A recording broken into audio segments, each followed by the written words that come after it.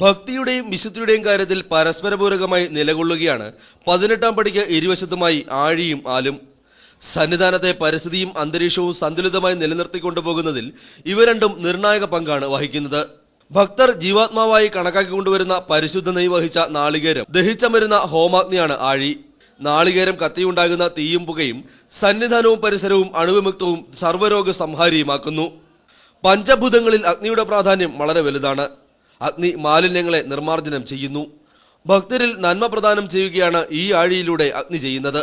അതേസമയം ഭക്തർക്ക് ശ്വസിക്കാൻ വേണ്ട ഓക്സിജൻ കൂടുതലായി ഉൽപ്പാദിപ്പിക്കാൻ കഴിവുള്ള ആൽമരത്തിന്റെ ഇലകൾ പ്രാണവായുവും സമ്മാനിക്കുന്നു. സീസൺ കാലഘട്ടമായ 70 ദിവസത്തിലധികവും നിറഞ്ഞു കത്തിക്കൊണ്ടിരിക്കുന്ന ആഴിക്ക് തൊട്ടടുത്തായി സ്ഥിതി ചെയ്തിട്ട് പോലും ഒരില പോലും കരിയുന്നില്ലെന്ന് മാത്രമല്ല, പുത്തൻ ഇലകൾ തളർത്തുകൊണ്ടിരിക്കുന്നുവെന്നത് ഭക്തിയുടെ നിറവാണ് കാണിക്കുന്നത്.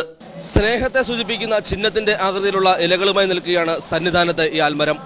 ശബരിമലയുടെ സൗഭാഗ്യവും അനുഗ്രഹവുമായ ആൽമരത്തിന് മുന്നിൽ നിന്നും ക്യാമറാമാൻ ഹരീഷ് കുമാറിനൊപ്പം അനുലാൽ, ജീവൻ ന്യൂസ്.